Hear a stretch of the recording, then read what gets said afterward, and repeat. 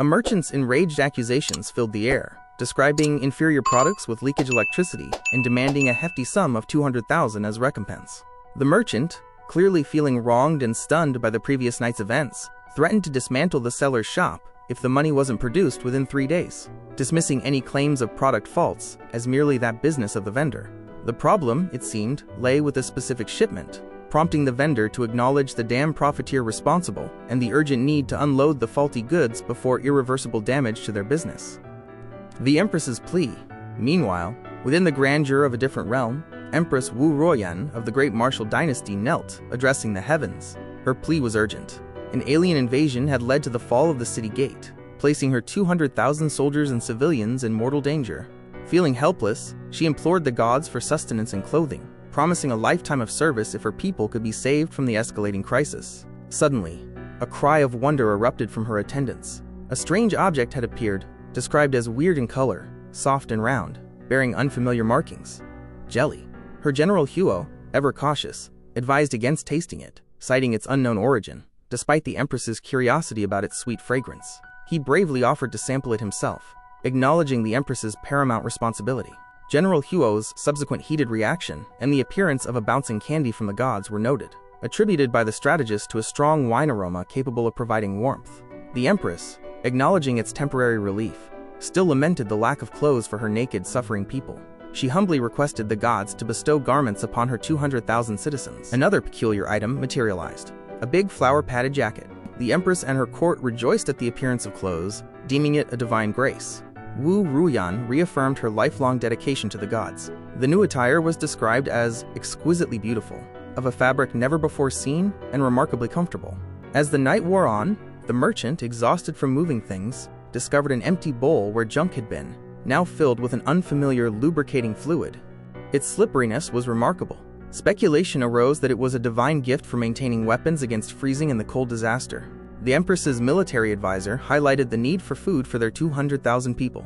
The Empress, however, expressed reluctance to ask the gods again, having already received so much. Then, the merchant's belly pocket inexplicably vanished into the strange bowl. The Empress, believing it to be a blasphemous offering, worried they had offended the gods. A glowing box, described as a cell phone, then appeared, astonishing everyone. Its strange language and the Empress's flushed face when she saw its contents led to questions about what the gods were hinting at. The merchant, realizing the connection between the bowl and their missing items, used a spare phone to call their lost device, hoping to locate it. Suddenly, a video call came from the glowing box. The Empress, Wu Ruoyan, formally greeted the god, who, to her surprise, was the complaining merchant from the modern era. The merchant, annoyed by what he perceived as cosplay, merely wanted their phone back, stressing the important documents it contained. The Empress, in turn, expressed confusion about cosplay and cell phones. The merchant, recognizing the glowing box as the cell phone and the Empress's modern attire, began to understand the cross-dimensional connection, realizing they had, quote, hooked up with the Empress. The merchant, still thinking about their earlier transaction, asked if the god had more of the jelly, confirming its use for repelling cold. He then clarified that he was not a god, but a little person of the 21st century, promising to help if possible, but reiterating his desire for his phone's return. The Empress detailed her kingdom's dire situation, a century-rare cold disaster, traitors in power, alien invasion, and months of famine, forcing people to survive on bark and weeds. She again pleaded for food for her 200,000 people, promising to build temples and offer daily worship if their request was granted. The merchant, overwhelmed, explained his own financial woes, having a small, losing shop and being deeply in debt, making it impossible to feed such a vast number. The Empress, despairing, wondered if heaven was abandoning them. A brief lag in the connection led to thoughts of communicating by letter, with the merchant imagining a fortune from antique exchanges. Gold, silver, and a new ally. The Empress's military advisor returned, reporting that the quote, had agreed to provide food, but requested gold and silver. The Empress's court questioned why an omnipotent god would desire such mundane things. The military advisor interpreted it as a test of their willingness to sacrifice earthly possessions for the nation's survival.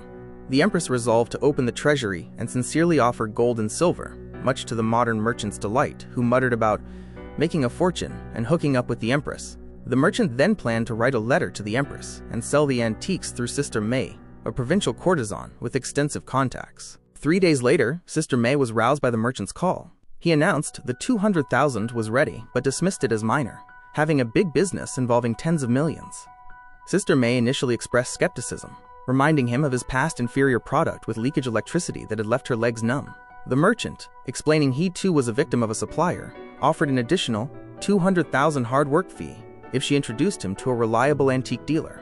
At the antique dealer, Mr. Song recognized the merchant's items as Dao Dynasty antiques, an ancient country from 3,000 years ago, calling them priceless and extremely rare. He was stunned to see so many authentic pieces, offering 100 million each for the 18 items. The merchant, delighted, transferred the money. Mr. Song then shared a tragic historical detail about the Dao Dynasty. Its last monarch, a queen, was betrayed by her uncle, the King of Yan, who collaborated with aliens, leading to the slaughter of 200,000 soldiers and civilians. The empress herself was captured alive by aliens and, quote, humiliated to death for days. The merchant, deeply moved, vowed to prevent this tragedy. Sister May, seeing the merchant's emotional state, asked about his repayment for her assistance. He promised to fix her broken bathtub faucet, but then feigned a sudden urgent task, leaving. Back in the ancient world, the empress faced another crisis. Hua Tianze, son of Prime Minister Guo, had incited a refugee riot, demanding to see the empress.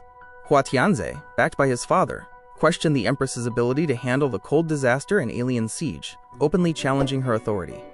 The empress, however, declared she had food and clothing for 200,000 soldiers and civilians, to be distributed in 3 days. Hua Tianze then proposed a challenge. If she failed, she would abdicate and marry him. The empress, despite her military advisor's protests about the prime minister's power and the apparent trap, agreed, believing in the god's assistance. The merchant, now a wealthy man, contacted a supplier to secure food and 200,000 sets of winter clothes within 3 days, a massive order that typically required half a month. He paid in full, securing the urgent delivery. A former flame, Yang Jiaojiao, then appeared, demanding 10 million from him, or she would call the police. The merchant, however, revealed a hidden camera, hinting at her manipulative intentions. Deliverance and justice. 3 days later, as the deadline loomed, the empress was urged to press the gods. Hua Tianze arrived with the agitated people, demanding to see the promised provisions. Just as the incense stick signifying the deadline was about to burn out, the supplies arrived. The merchant, who had just confirmed the delivery, felt a desperate hope that it was not too late. The starving people, including a little girl, cried for food. General Huo confirmed the arrival of rice, flour, and white noodles, enough to sustain 200,000 people for over half a year. The empress immediately ordered the granary opened and distribution to begin. The people rejoiced, shouting, "Long live the empress!" The empress then confronted Hua Tianze, accusing him of inciting riot, committing offenses, and trying to force the palace. Despite his defiant claims of his father's power, the empress, empowered by the people's support, ordered his execution, proclaiming that the son of the prime minister was not worthy of mercy. Hua Zhengyang, the prime minister, arrived, attempting to save his son, but the empress was resolute. The prime minister cursed her, promising to make her pay 100-fold. The merchant, witnessing this, felt a surge of satisfaction, knowing his actions had secured the empress's position. Modern warfare, and a curious offer. A new threat emerged, an alien raid.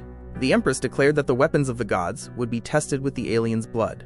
A soldier with a nondescript piece of junk was met with scorn by an alien general, who dismissed it as tattered. Yet, the divine weapon easily cut through the knives of foreign races, proving its power. The general requested more weapons. Later, the general sampled a baguette, a new food sent by the gods, discovering its delicious taste.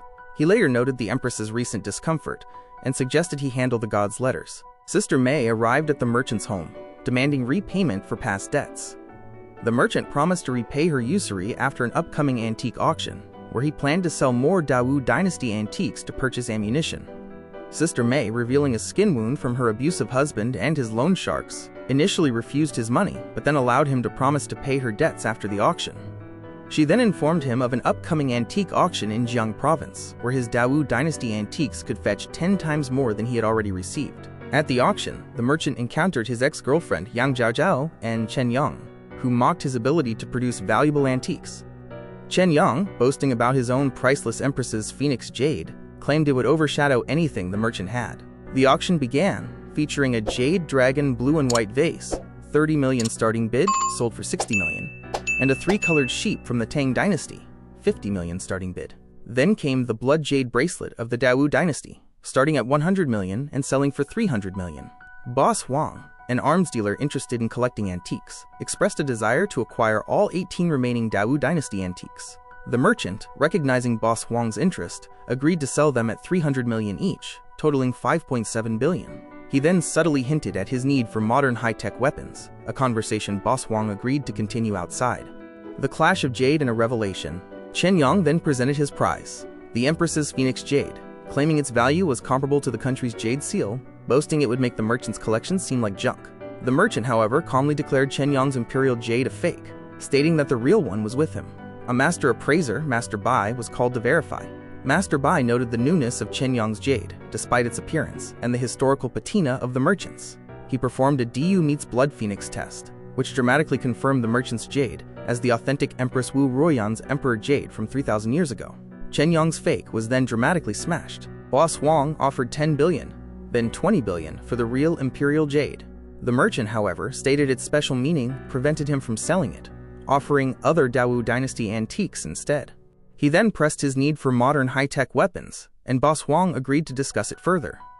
Treachery and triumph. The Empress received a letter from the gods confirming the arrival of weapons for the upcoming alien general attack in 5 days.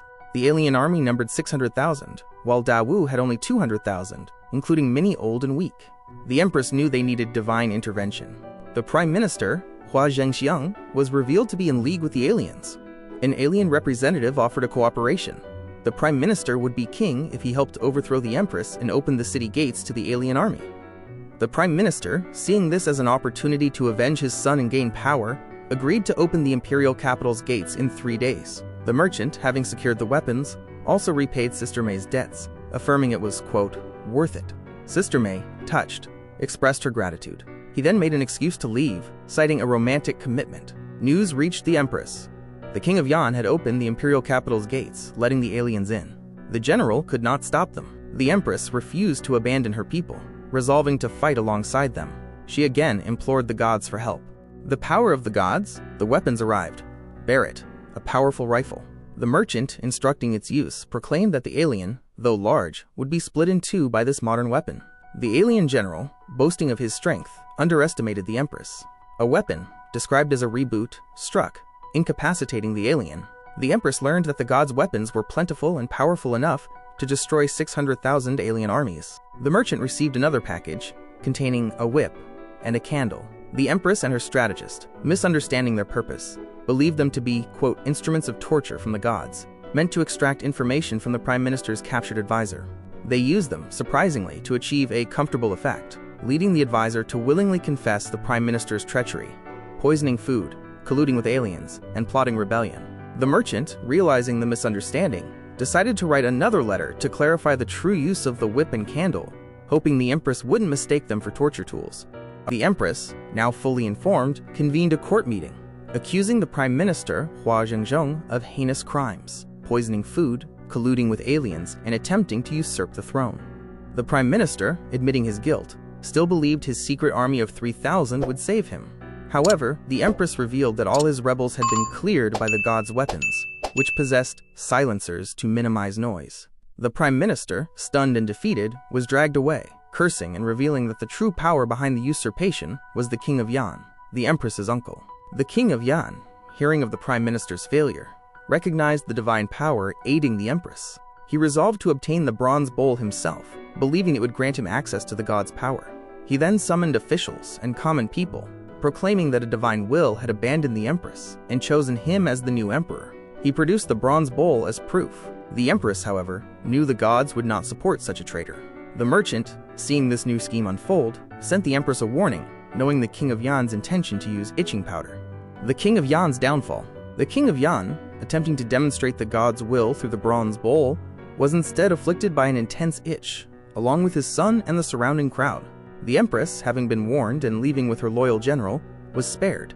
The itching was seen by the common people as a divine curse upon the King of Yan for his rebellion, causing them to turn against him. The merchant, witnessing the King of Yan's public humiliation, knew his plan had worked. He promised to help the Empress further solidify her power by removing the itching powder from the officials and common people. The King of Yan and his son, still suffering, pleaded for the Empress to ask the gods to remove the plague. The Empress, empowered, refused to forgive their treachery. She ordered their execution for attempting to usurp the throne and colluding with aliens. Just as they were about to be put to death, they bribed their jailers and escaped, seeking refuge with the alien Khan. final confrontation, and a promising future. The king of Yan, desperate, offered to reveal the secret of the alien defeat, the god behind Wu Ruoyan, and her possession of a bronze bowl and heat weapons. The king of Yan offered a plan to cut off Wu Ruoyan's connection to the gods, hoping to gain favor. The merchant, meanwhile, received a new order of sanitary napkins, which he mistakenly believed the empress would find out about. He then unexpectedly found himself transported to the empress's bedchamber, mistaken for an assassin. The empress, recognizing him as her god, expressed profound gratitude for his intervention in saving Dawu, offering her body as a reward. The merchant, flustered, clarified his presence was accidental and not for such a promise. News arrived that 3,000 Dawu people had been captured by aliens, who threatened to execute them unless the bronze bowl was surrendered. The empress pleaded for the god's help. The merchant, after changing into more suitable clothes, deployed a drone to locate the captives. The empress accompanied the merchant to the rendezvous, allowing him to observe the situation and devise a plan to eliminate the king of Yan and the Khan. At the alien encampment, the Khan awaited the empress, expecting the bronze bowl. The merchant, however, revealed himself to be the god the Khan had heard about, causing the Khan to fall to his knees, offering to rule the world with him.